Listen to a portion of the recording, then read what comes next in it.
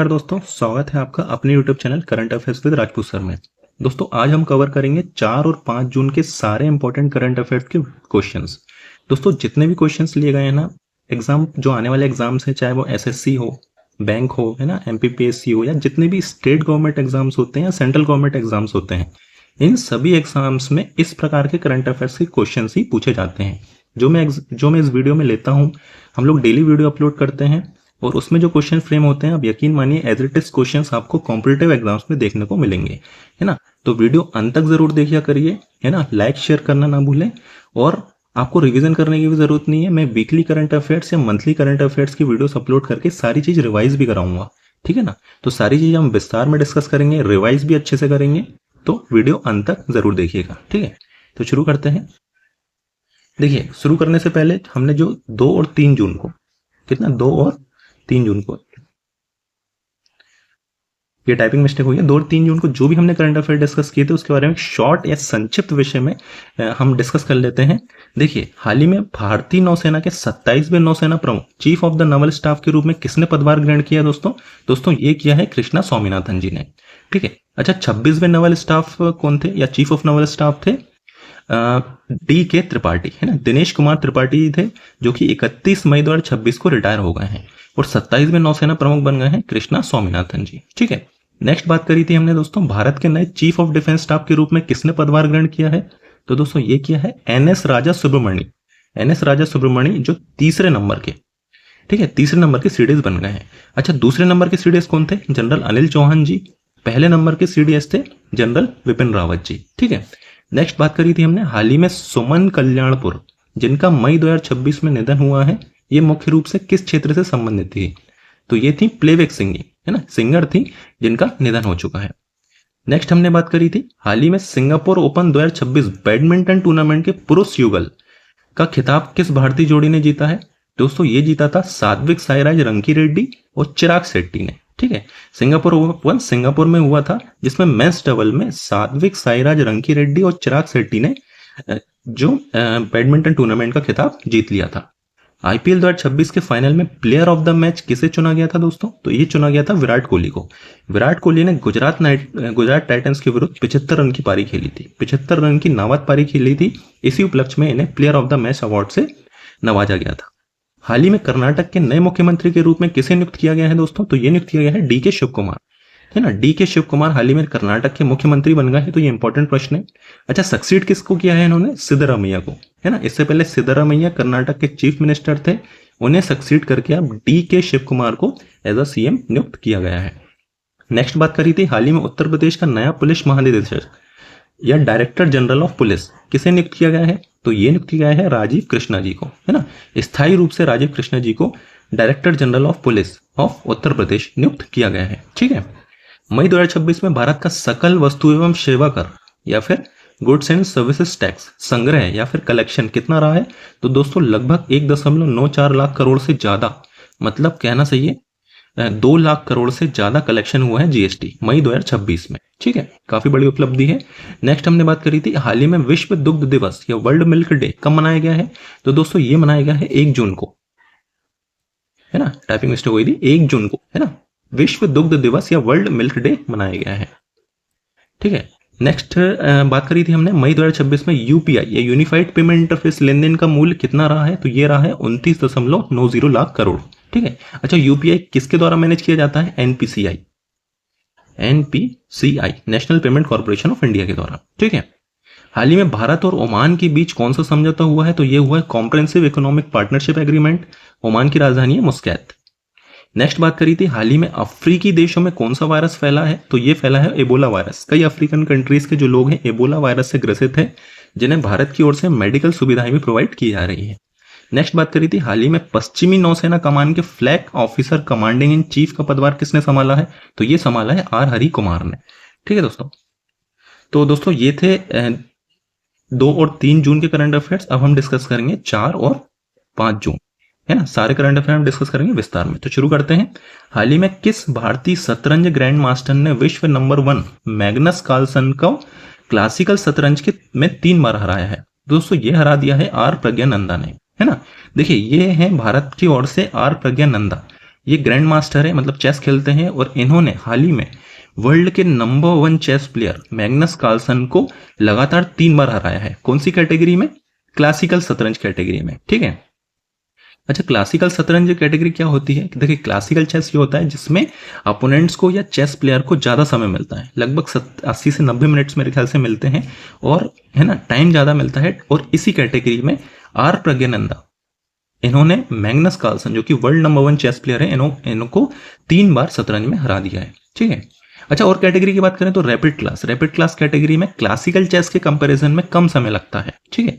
वहीं blitz chess क्या होता है? ब्लिट्ज चेस में बहुत ज्यादा कम समय लगता है as compared to rapid chess and classical chess, ठीक है। तो ये आपको पता होना चाहिए। अगले प्रश्न की बात करते हैं, हाल ही में 20वें कमांडर इन चीफ के रूप में अंडमान एंड निकोबार कमांड का कार्यभार किसने संभाला है? दोस्तों, इंग्लिश में बात करेंगे, who assume charge as the 20th commander in chief of the Andaman and Nicobar command? तो दोस्तों, ये संभाल लिया है option number B, vice admiral Vineet McCarty, है ना, वाइस एडमिरल विनीत मैकार्थे, इनके द्वारा अंडमान एंड निकोबार कमांड का कमांडर इन चीफ के रूप में नियुक्त हुए हैं, है ना। ये देखिए फोटो में दिख रहे हैं दोस्तों, थोड़ी फोटो क्लियर आपको शायद ना दिख रही हो, लेकिन यही है विनीत मैकार्थे जी, जो कि वाइस एडमिरल है इंडियन नेवी में, है ना। और इन्हीं के द्वारा जो है विनीत मैकार्थे के द्वारा अंडमान एंड निकोबार कमांड का कार्यभार संभाला है एज अ वाइस, मतलब as a commander in chief की पोस्ट पे, ठीक है। अच्छा, ANC जो अंडमान एंड निकोबार कमांड, ये क्या है दोस्तों? ये है भारत की ट्राई सर्विस कमांड, है ना। देखिए, ट्राई सर्विस से क्या होता है आपको पता होगा, भारत में 3 आर्म फोर्सेस मेन होते हैं। पहले होते हैं इंडियन आर्मी, सेकंड होती है इंडियन नेवी, और तीसरी होती है इंडियन एयरफोर्स। तो जब ये तीनों आर्म फोर्सेस एक साथ मिलकर काम करती है दोस्तों, तो इसको ट्राई सर्विस कमांड बोला जाता है। और इसी ट्राई सर्विस कमांड में अंडमान एंड निकोबार कमांड के अंतर्गत ये ट्राई सर्विस कमांड ही आती है, जिसमें तीनों सेनाएं मिलकर काम करती हैं, है ना। और इसी ट्राई सर्विस कमांड में जो ANC है, इसका जो कमांडर इन चीफ नियुक्त हुए हैं, वाइस एडमिरल विनीत मैकार्थे नियुक्त हुए हैं, है ना। तो जैसे हमने बात करी, ट्राई सर्विस क्या है? तीनों सेनाएं साथ में काम करें, मतलब इंडियन आर्मी, इंडियन नेवी और इंडियन एयरफोर्स, ठीक है दोस्तों। नेक्स्ट प्रश्न की बात करते हैं, हाल ही में मिलिट्री नर्सिंग सर्विसेज की अतिरिक्त निदेशक जनरल ADG के रूप में किसने पदभार ग्रहण किया है? या who recently assumed the appointment of additional director general military nursing services? तो दोस्तों, ये नियुक्त हो गई है मेजर जनरल रचेल थॉमस, है ना, मेजर जनरल रचेल थॉमस। ये पिक्चर में दिख रही हैं, यही हैं रचेल थॉमस, जो कि मेजर जनरल है इंडियन आर्मी में, और इन्हीं को मिलिट्री नर्सिंग सर्विसेज की अतिरिक्त निदेशक या एडिशनल डायरेक्टर जनरल नियुक्त कर दिया गया है, ठीक है। तो इन्होंने पदभार कब ग्रहण किया है दोस्तों? 1 जून 2026 को मेजर जनरल रचेल थॉमस ने पदभार ग्रहण किया है 1 जून 2026 को। किस पोस्ट पे? एडिशनल डायरेक्टर जनरल की पोस्ट में। और इन्होंने सक्सीड किया है या ओवरकम किया है लिसामा PV को, है ना, लिसामा PV इनका स्थान लिया गया है, ठीक है। और मिलिट्री नर्सिंग सर्विस की बात करें थोड़ा, तो ये होती भारतीय सेना की नर्सिंग शाखा। इसमें काम करने वाली नर्स सेना के अस्पतालों में सैनिकों, उनके परिवारों और जरूरत पड़ने पर अन्य मरीजों की देखभाल करती हैं, ठीक है। तो इतने कुछ फैक्ट्स आपको पता होना चाहिए। देखिए, नेक्स्ट प्रश्न की बात करते हैं, हाल ही में सेंट्रल एयर कमांड के air officer commanding in chief के रूप में किसने पदभार ग्रहण किया है ना। who recently assumed the appointment of Air Officer Commanding in Chief AOC in Central Air Command, ठीक है। तो दोस्तों, ये नियुक्त हुए हैं एयर मार्शल तरुण चौधरी, ठीक है। देखिए पिक्चर में दिख रहे हैं, यही हुए एयर मार्शल तरुण चौधरी जी, जो कि इंडियन एयरफोर्स में एयर मार्शल की पोस्ट में है। और इनके द्वारा air officer commanding in chief के रूप में जो सेंट्रल एयर कमांड के AOC हैं, इसके रूप में पदभार ग्रहण किया गया है ना। एयर मार्शल तरुण चौधरी एविएशन, मतलब air officer commanding in chief के जनरल जो कमांडर इन चीफ बन गए हैं। और ये एक्चुअली दिसंबर 1989 में इंडियन एयरफोर्स के फाइटर स्ट्रीम में कमीशन हुए थे। ये कमीशन पोस्ट पे है ना। और 1989 में इन्हें इस कमीशन पोस्ट पे नियुक्त किया गया था। वे भारतीय वायुसेना के अनुभवी फाइटर पायलट हैं, ठीक है दोस्तों। नेक्स्ट प्रश्न की बात करते हैं, तेलंगाना गठन दिवस कब मनाया जाता है? When is Telangana formation day celebrated? So दोस्तों, it is celebrated on 2 June. प्रत्येक वर्ष 2 जून को तेलंगाना गठन दिवस या तेलंगाना फॉर्मेशन डे मनाया जाता है। अच्छा, किस लिए मनाया जाता है? देखिए, 2 जून 2014 को तेलंगाना, जो कि भारत का 29वां राज्य बना था, ठीक है, 29वां राज्य। अच्छा, किस नियम के तहत इसका ऑर्गेनाइजेशन हुआ था? आंध्र प्रदेश रीऑर्गेनाइजेशन है, मतलब तेलंगाना जो है आंध्र प्रदेश से पृथक होके एक अलग स्टेट बन गया था, ठीक है। तेलंगाना की कैपिटल क्या है? हैदराबाद। और ये 29 बार राज्य बना था। कब बना था? 2 जून 2014 को। अच्छा, इससे पहले की वीडियो में हमने डिस्कस किया था कि भारत जो गोवा राज्य है, जो कि भारत का 25वां राज्य है, इसने हाल ही में अपना 40वां स्थापना दिवस मनाया है। ठीक है, तो इसकी स्थापना कब हुई थी दोस्तों? तो इसकी स्थापना हुई थी 30 मई 1987 को। ठीक है, किसकी स्थापना? गोवा राज्य की। गोवा की स्थापना हुई थी 30 मई 1987 को। इसने हाल ही में अपना 40वां स्थापना दिवस मनाया है। वो ये भारत का 25वां राज्य था। और तेलंगाना कौन सा राज्य है? 29वां राज्य, जिसका गठन हुआ था 2 जून 2014 को। ठीक है दोस्तों, अगले प्रश्न की बात करते हैं। 22वीं एशियाई अंडर 20 एथलेटिक्स चैंपियनशिप 2026 में भारत ने कुल कितने पदक जीते हैं? या how many total medals did India win at the 22nd Asian under 20 athletics championship? तो दोस्तों ये जीते हैं 19 पदक, 19 मेडल जीते हैं भारत की ओर से। अच्छा, इसका आयोजन कहाँ हुआ था? एशियन अंडर 20 एथलेटिक्स चैंपियनशिप का आयोजन हुआ था हांगकांग में। कहाँ पे? हांगकांग में। वहीं भारत की ओर से 19 पदक जीता है और 19 पदक के साथ साथ भारत इस तालिका में दूसरे स्थान पर रहा है। ठीक है दोस्तों, देखिए 19 पदक कौन कौन से जीते हैं, जिसमें 10 तो गोल्ड मेडल है, 5 सिल्वर मेडल है और 4 जो है ब्रॉन्ज मेडल है। ठीक है, अगले प्रश्न की बात करते हैं। हाल ही में पटना उच्च न्यायालय की मुख्य न्यायाधीश, दोस्तों ये बहुत इंपॉर्टेंट प्रश्न है, आपको रटा होना चाहिए कि पटना उच्च न्यायालय या पटना हाई कोर्ट की चीफ जस्टिस के रूप में किसने कार्यभार ग्रहण किया है? तो दोस्तों ये किया है option number B, justice Meenakshi Madan Rai. ठीक है, जस्टिस मीनाक्षी मदन राय द्वारा हाल ही में पटना हाई कोर्ट की चीफ जस्टिस के रूप में इन्हें नियुक्त किया गया है। ठीक है, देखिए जो मीनाक्षी मदन राय जी हैं, जस्टिस मीनाक्षी मदन राय, ये इससे पहले सिक्किम हाई कोर्ट में एज अ जज थी। सिक्किम हाई कोर्ट में जज थी, जिन्हें हाल ही में पटना हाई कोर्ट का चीफ जस्टिस बना दिया गया है। देखिए चीफ जस्टिस की बात हो रही है तो सुप्रीम कोर्ट का चीफ जस्टिस कौन है वर्तमान में? जस्टिस सूर्यकांत जी, जस्टिस सूर्यकांत जी। और पटना हाई कोर्ट की चीफ जस्टिस कौन बन गई है? जस्टिस मीनाक्षी मदन राय। याद होनी चाहिए, रट जानी चाहिए आपको, मैं रिवीजन करा करा के आपको चीजें याद करा दूंगा, है ना। जस्टिस मीनाक्षी मदन राय पटना हाई कोर्ट की चीफ जस्टिस नियुक्त हो गई हैं। अच्छा, पदभार कब ग्रहण किया है? 5 जून 2026 को, 5 जून 2026 को। वहीं ये नियुक्ति जस्टिस संगम कुमार साहू के 4 जून 2026 को सेवानिवृत्त होने पर रही है। मतलब मीनाक्षी मदन राय है, इन्होंने जस्टिस संगम कुमार साहू को सक्सीड किया है। ठीक है, तो इतने फैक्ट्स आपको पता होना चाहिए। नेक्स्ट प्रश्न की बात करते हैं। जून 2026 में डीआरडीओ और भारतीय वायु सेना ने किस मिसाइल का सफल उड़ान परीक्षण किया है दोस्तों? है ना, in June 2026 DRDO and the Indian air force successfully conducted the flight test of which missile? So Indian air force conducted flight test of Rudram 2 missile, है ना। रुद्रम M2 है, जिसे डीआरडीओ और माफ कीजिएगा, डीआरडीओ और इंडियन एयरफोर्स द्वारा मिलकर बनाया गया है, मतलब मिलकर इसका परीक्षण किया गया है, रुद्रम 2। ठीक है, अच्छा रुद्रम 2 जो है ये सरफेस टू एयर मिसाइल है। सरफेस टू एयर मतलब हवा में जो एयर टू सरफेस मिसाइल है ये, है ना। एयर टू सरफेस मिसाइल है, मतलब हवा से ये सरफेस में मतलब जो जमीनी स्तर पे जो भी इसके रडार में रहेगा उसको सटीक निशाना बना के मारेगी, है ना। हवा में से छोड़ा जाएगा और सरफेस में जो भी इसका निशाने में रहेगा उसको उड़ाने में ये सटीक निशाना लगाने में सक्षम। कौन सी मिसाइल है? रुद्रम M2। इसका निर्माण किसने किया है? डीआरडीओ। ठीक है, डीआरडीओ ने। देखिए डीआरडीओ की बात हो रही है तो डीआरडीओ को फुल फॉर्म आपको पता होना चाहिए, defence research and development organisation, या हिंदी में बात करें तो रक्षा अनुसंधान एवं विकास संगठन। डीआरडीओ का फुल फॉर्म होता है। इसकी स्थापना 1958 में हुई थी। हेडक्वार्टर इसका न्यू दिल्ली में है। कहाँ पे? न्यू दिल्ली में है। वहीं इसके चेयरमैन है राजेश कुमार सिंह।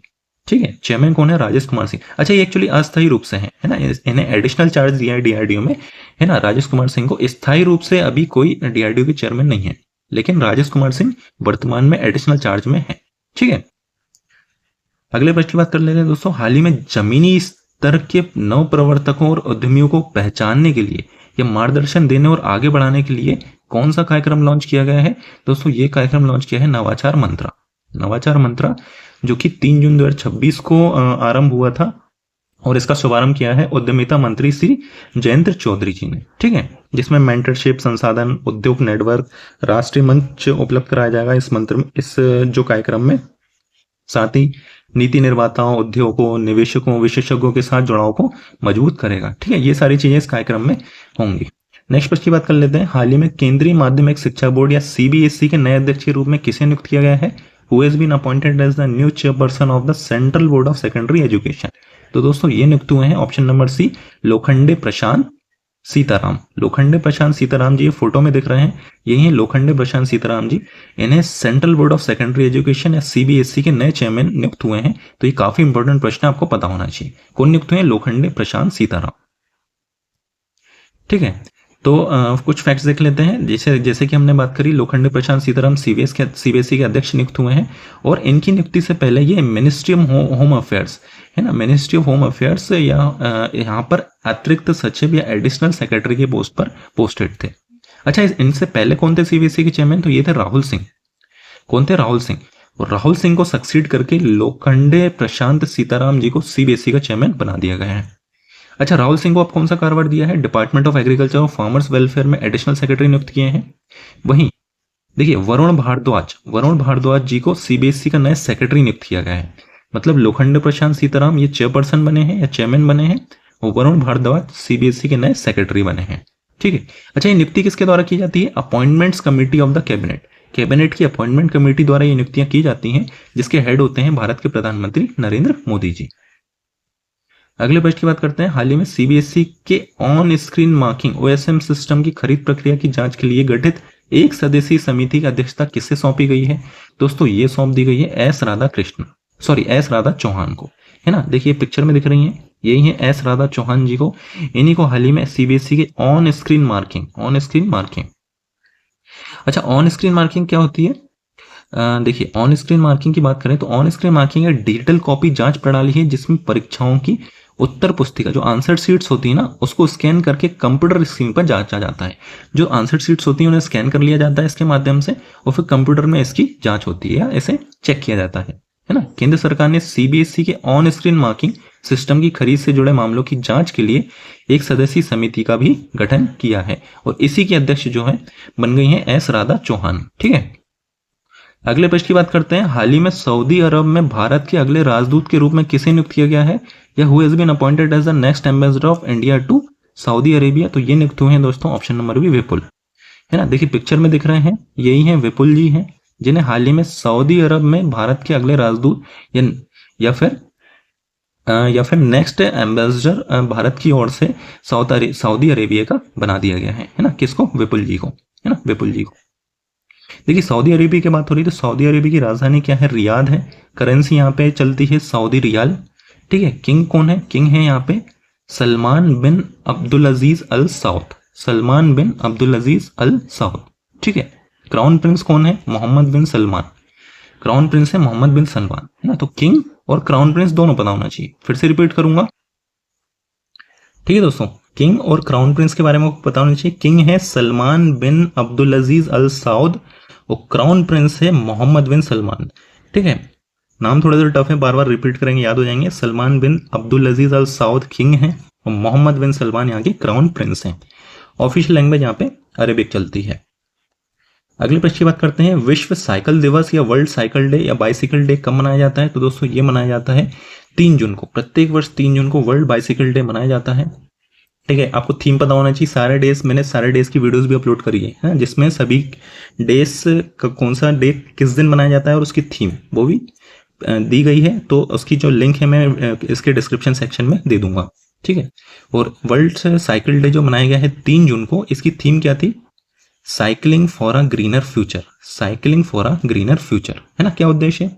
साइकिल को सरल, किफायती और विश्वसनीय और पर्यावरण अनुकूल परिवहन के रूप में बढ़ावा देना। क्योंकि कई इसके फायदे होते हैं। आप साइकिल का यूज करते हो तो आपकी फिजिकल फिटनेस से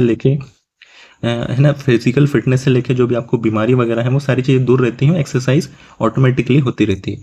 तो इसी चीज को प्रोत्साहित करने के लिए या लोगों को जागरूक करने के लिए वर्ल्ड बाइसिकल डे, है ना, वैश्विक स्तर पर मनाया जाता है। कब मनाया जाता है? 3 जून को। अगले प्रश्न की बात करते हैं। हाल ही में भारत की पहली निजी विश्वविद्यालय कौन बनी जिसने इंटेल इंडिया के सहयोग से इंडिया एआई डेटा लैब, है ना, इंडिया एआई डेटा लैब का स्थापित किया है ना, which became the first private university in India to establish an India AI data lab in collaboration with Intel India। तो दोस्तों ये बन गई है Chandigarh University. Option number B Chandigarh university.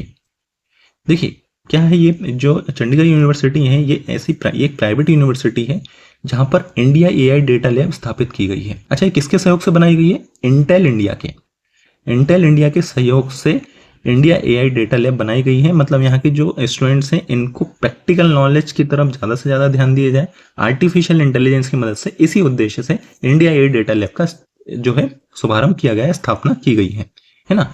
शैक्षणिक शिक्षा और उद्योग की आवश्यकताओं के बीच अंतर को कम करना, ठीक है ना। अगले प्रश्न की बात करते हैं। हाल ही में संयुक्त राष्ट्र महासभा यूनाइटेड नेशन जनरल असेंबली के 81वें सत्र के अध्यक्ष प्रेसिडेंट के रूप में किसे चुना गया है? दोस्तों ये चुन लिया गया है खलीलुर रहमान को, है ना। बांग्लादेशी विदेश मंत्री खलीलुर रहमान, पिक्चर में दिख रहे हैं यही है खलीलुर रहमान, और इन्हें 81वें सेशन जो यूनाइटेड नेशन जनरल असेंबली का 81वां सेशन होने वाला है, इसके प्रेसिडेंट के रूप में नियुक्त किया गया है, ठीक है। अच्छा, इसमें वोटिंग होती है जिसमें एंद्रियास कैकोरेस को इन्होंने हरा दिया है और खलीलुर रहमान ने, ठीक है। और इसी जीत के साथ साथ ये 81वीं जो सत्र होगा यूनाइटेड नेशन जनरल असेंबली का, इसके प्रेसिडेंट नियुक्त कर दिए गए हैं ये, ठीक है। और ये जो है 8 सितंबर 2026 से 1 वर्ष के कार्यकाल के लिए पद संभालेंगे, मतलब इनकी नियुक्ति 1 वर्ष के लिए की गई है। और जैसा हमने डिस्कस किया, खलीलुर रहमान ये बांग्लादेश के विदेश मंत्री या फॉरेन मिनिस्टर हैं।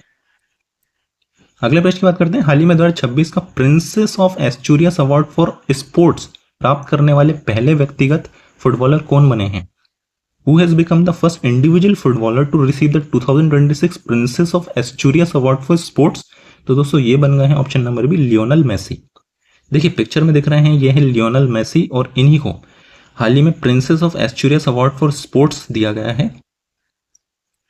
अच्छा, क्यों दिया गया ये अवार्ड? ये अवार्ड इनके जो फुटबॉल खेल में बेहतर प्रदर्शन के लिए और फुटबॉल के लिए जो इनके अभी तक का योगदान दिया गया है, इसी जो बेहतर जो इनकी परफॉर्मेंस हुई है, इसी आधार पर प्रिंसेस ऑफ एस्टूरियस अवार्ड इन्हें मिला है ना। और ये एक प्रतिष्ठित स्पेनिश खेल सम्मान पाने वाले पहले व्यक्तिगत फुटबॉल है ना। Princess of Asturias award Spain द्वारा दिया जाता है, एक स्पेनिश खेल सम्मान है, और ये सम्मान उनके खेल उपलब्धियों, मानवीय कार्यों, नेतृत्व और उत्कृष्ट आचरण के लिए दिया गया है, ठीक है दोस्तों। तो दोस्तों ये थी आज की सारी महत्वपूर्ण करंट अफेयर्स, है ना। और ये करंट अफेयर्स मान के चलिए इस प्रकार के क्वेश्चंस आपको एज इट इज देखने को मिलेंगे कॉम्पिटिटिव एग्जाम्स में। हाल ही में एसएससीज हो गया या बैंक्स हो गए, इस टाइप के एग्जाम्स होने वाले हैं, या फिर स्टेट की बात करें तो यूपी कांस्टेबल एग्जाम होने वाला है। तो जो करंट अफेयर्स के जो क्वेश्चंस आते हैं इस प्रकार के ही फ्रेम होते हैं, तो आप रेगुलर वीडियो देख लिया करिए, और वीडियो अच्छी लगी तो लाइक सब्सक्राइब शेयर करना ना भूलिए।